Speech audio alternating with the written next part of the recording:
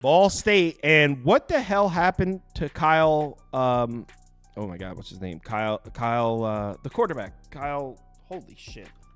Hold on. Let me get the notes open first.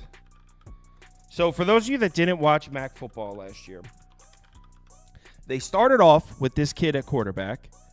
The kid that's starting now. So the guy that's starting at quarterback this year, Simonza. Simonza, yeah. You know, but they started last year with him at quarterback, right? But Kyle, I can't think of his name. Kyle, Kelly. Kelly. Yeah. Kyle Kelly. So Kyle Kelly took over, and there was a resurgence. Now the resurgence and the games they won. Let's bring up the games from last year so you can see what I'm talking about. Oh, excuse me. So here's the game logs from last year. Kyle Kelly took over in the Toledo spot. Look from week 7 on. Look at ATS winners. 6-0 against the spread. So they were looking terrible with the kid Simonza at quarterback. Kyle Kelly takes over. They finished the year 3-3, 6-0 against the spread. Kyle Kelly declared for the portal but didn't go anywhere, right? So this is weird, and this is where you get into a weird spot for Ball State. He's listed as a defensive back on their website at this point. So that would make me assume he did not want to play quarterback anymore. Now, what? This is because he's 2024 preseason All MAC as a defensive back. So unless they have another kid with the exact same name. I'm not seeing him here. Well, you're looking on Our Labs. I'm on their team website. He had 12 games. Yeah, he did have pretty good stats at quarterback, but he's listed as a DB, which means he's not playing quarterback. I mean, maybe if this guy's that bad again, but this is Simonza's a veteran, so I wouldn't see it. But yeah, this is why Ball State's a weird situation too, because if you look at their coaching staff, they're both coordinators are different. But let me explain the difference at OC. The DC is completely new. They brought him in Knowles. He was at Butler at FCS school. Any relation to Jim? Honestly, I didn't look, but I'm sure they're similar. Both DCs too. But he was at Butler, so whatever about him. But look at the OC. So Jared Elliott was the co-offensive coordinator last year, but I put Lynch as the guy because Lynch was calling plays. Okay? Lynch is now promoted to being the assistant head coach, and Elliott's going to call plays now.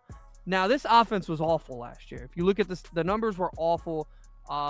They had their resurgence with him at quarterback, but the numbers still show that they were not very good. This is a desperation move to me by Coach New, I think is how you say his name. This is desperation move. They took a co-offensive coordinator. They're giving him to the play calling now. They got a new DC, so it's kind of the kiss of death as we've talked about in the NFL. Death. 2 new coordinators, even though the guy was there. He wasn't calling plays, so now he's coming in to do it. This coaching staff's very weird. This reeks of desperation to me from this team. They're preseason ranked 9th, which is right below Akron. So obviously the media doesn't think they're very good. They didn't return much defensively or offensively. They didn't return much at all. Brought in some transfers, but they returned 8 starters on the offensive end. But here's the thing about okay, so I'm glad you brought that up. Yes, they returned 8 starters on offense. Their defense won. So, by the way, the defense was the only you know what? Let's talk about that first. So, look at their defense. Their defense is actually respectable last year. 26th in yards per play allowed, 25th in yards per carry allowed, 32nd in yards per pass attempt allowed. Just a good defense last year with really nice-looking numbers. Look, that's their whoops. Let me get to where's their freaking defensive numbers. My bad. I must have skipped over them. But anyway, the point I'm making is their defense was solid last year, but they only returned 1 starter. Where they're getting pieces back is on offense, and this offense was so bad that they literally switched the quarterback out twice, and they were sitting at 1-6 with losses to Eastern Michigan, Western Michigan. They got beat 40-3 by Georgia Southern. 40-3 by Georgia Southern at home.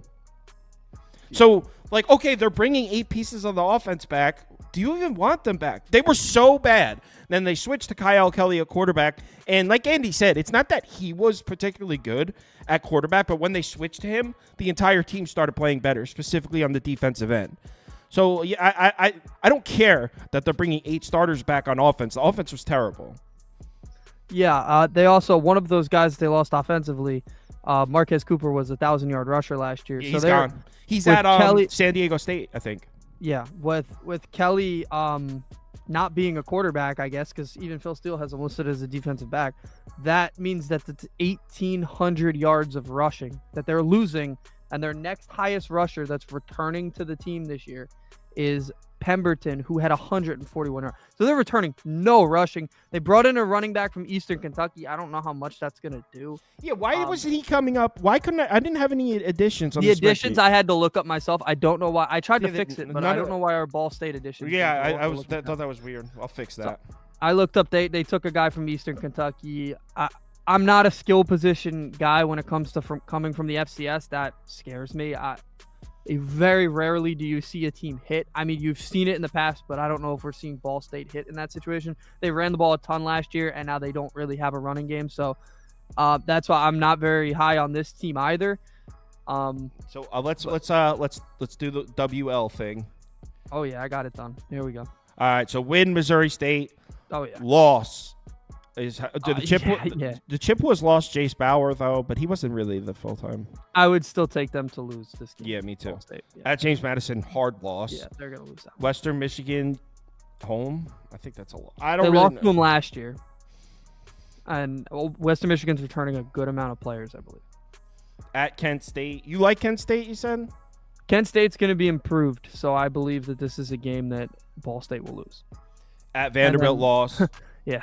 Northern Illinois, loss. Miami, Ohio, loss. Yeah, At but at Buffalo? Buffalo could be a win. Middle week game, I would actually give them the win at Buffalo. I know it late in the season, probably going to be relatively cold, but I don't think that matters for Ball State. So And then I'd Bowling take- Green and Ohio lost. So we got two Yeah. wins with a possible win against Central Michigan, possible win against Western Michigan, possible win against Kent State. So two Their- wins, their 3 ceiling's possible. 4. I have them at 3 again. Yeah, this would be under for me too. Let's put Mm-hmm. it up. Ooh, the graphic says 4. Can you get 4s? If this is, I was if on get- Action Network. So whatever. okay. So on DraftKings, I believe I looked. The 3.5, but the juice to the under. So I was gonna bring that up. DraftKings odds are quite odd. I was looking at. Well, that sounded weird. I had the Raven. I was looking at the NFL one yesterday. They had the Ravens at 8.5 at -400 listed. I was like, so I'm not taking my future. I don't use DraftKings for futures. I use FanDuel, but I found it very weird the difference. That's why I was just going. I'll pull up an odds comparison tool right now, and we can like really look. So futures. Where's wins? Regular season. No. Regular season wins. Boom. Okay. So we're looking for Ball State. You can get it under 4.5 at -164. Oh, here we go. It's at 4. This is at 4, not 3.5. So this guy, it's at 4 on DraftKings. So under 4. Yo, Yeah, I I'm might under on bet this. bet this. I think this is This push, one's win or okay. push, in my opinion.